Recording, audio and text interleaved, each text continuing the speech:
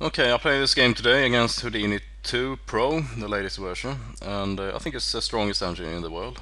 Currently rated 3200 or maybe more. I play this game on a laptop, 64-bit Intel Core 7, so it's a very strong and fast computer. So anyway, let's take a look. I was white, and this was a 5-minute blitz game. I didn't win this game, but I think it was quite kind of interesting anyway. So I played e4, c5, knight f3, knight c6, d4 takes, knight takes, g6, c4, knight f6, knight c3, d6, bishop e2, bishop g7, and bishop e3, castles, castles, bishop to d7, and queen d2. This is well known, all this is book. I'm not actually sure what the name of this opening is, but I figure it's something like with a Maroczy bind. You have two pawns in the center, one on c4 and the other on e4. And this is kind of annoying usually for black because it's very hard to break through. Because, okay, even if black would somehow play a6 and b5, just anything to try to get rid of these pawns, white can always play b3. He can just let things be as they are. I mean, or even take the pawn. Okay, it wouldn't work in this particular situation, of course, but I mean, for example, if these two knights would ever be traded off or whatever. But anyway, so the point is, it's very difficult to break through, and I think sometime in the past, many years ago, it was considered almost impossible to break through this formation. But of course it is, at least today with strong engines. So, and like I said, I played this against Houdini 2 Pro, so it wasn't a big problem for it. But as you can see, it wasn't a walk in the park, so to speak, for the computer either. Because again, I mean, if you get these two pawns in the center, it can actually be very annoying for black. Okay, so f3 is again just strengthens the pawn on e4. Okay, you must say, okay, he's attacking it twice, but you know, f3 is a good move. It also, like I said, it strengthens the pawn, but there were other ways too. Bishop to d3, for instance, or bishop even f3, but I think f3 is the best. And here a5.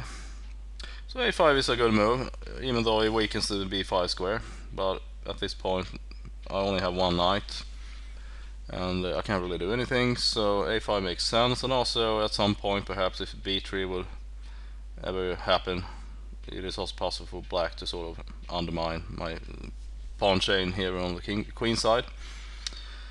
So after a5 I played b3.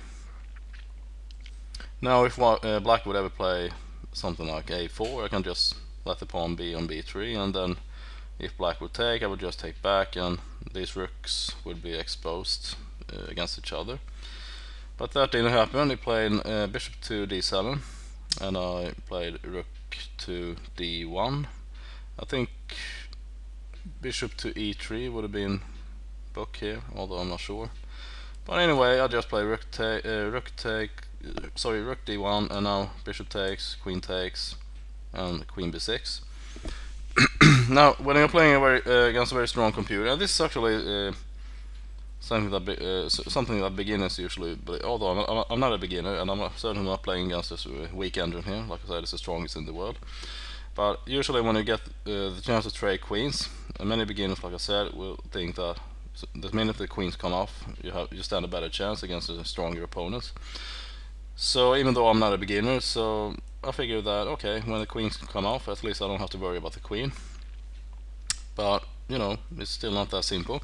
But this in this situation, black doesn't really have anything, although as we will see, black does have the c5 square for his knight as well as the e5 square.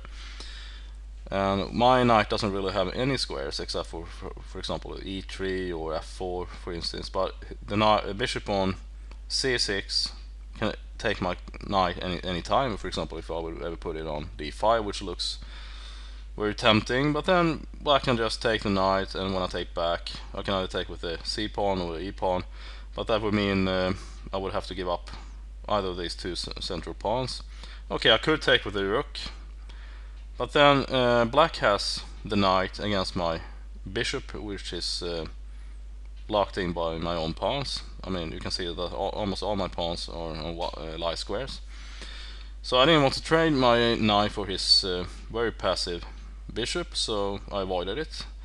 And for that reason, like I said, black does have the c5 square and the e5 square for his knight. And here I played a4. I didn't want to allow black to play something like a4 or whatever. So a4, and now the knight goes back to d7, and we can see that the point is to go to c5 or e5.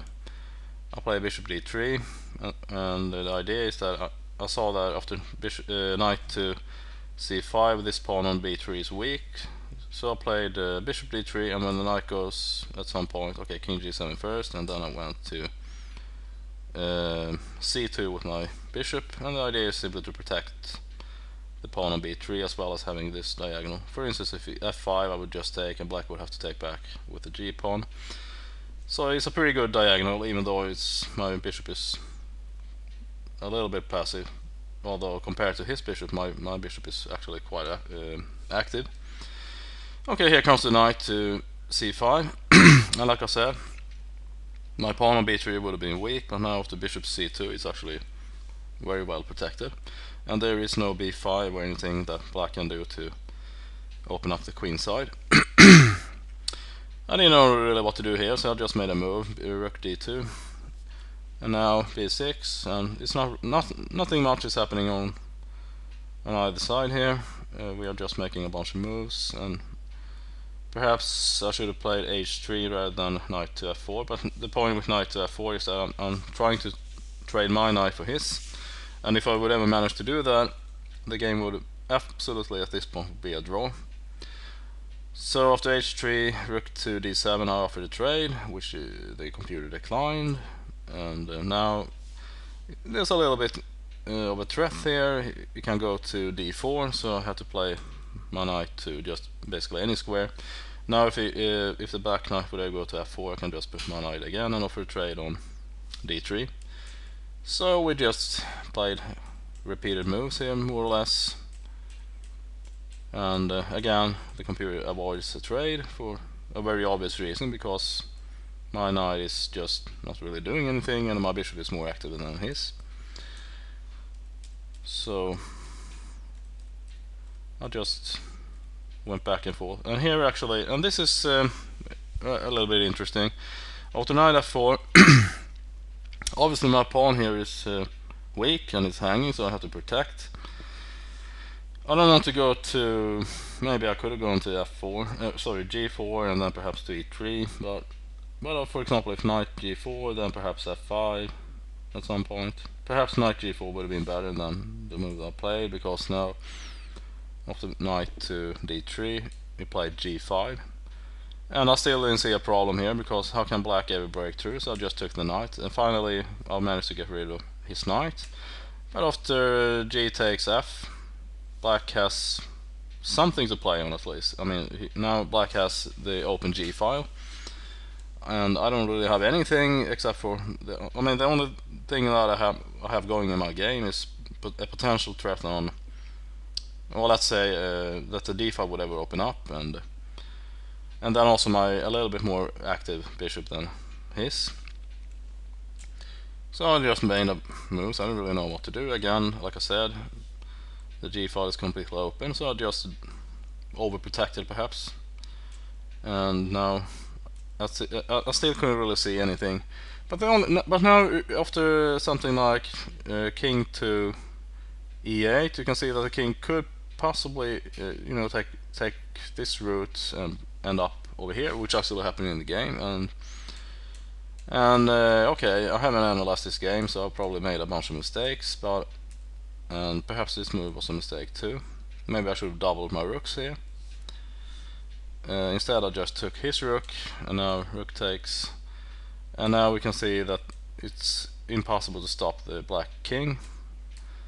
And without commenting too much, I just decided to, after rook to e4, and obviously I can't trade rooks, and if I don't trade rooks I'm going to lose my rook. unless I just let it be there and take back my pawn. Maybe that would be better after all. But I decided to sacrifice my bishop on d1 because I figured that the game was lost anyway, because his king is unstoppable on c3 and this pawn will drop off anytime. So I decided to just take the pawn f4 and after check, king h2, I lost my bishop and I took the other pawn, and after king takes, rook to e4, I lost my c4 pawn and I took back over here, and then I have to give up my rook for the bishop as well, and after b3 I just took the bishop, and although we both got queens, but you know, black does have a rook, so I just gave a few checks and decided to resign, and after queen c4 I resigned the game. So anyway, it wasn't a perfect game, but I think it was a rather interesting game after all. I mean, it was a strong engine. So anyway, I hope you enjoy this clip, and I'll see you soon.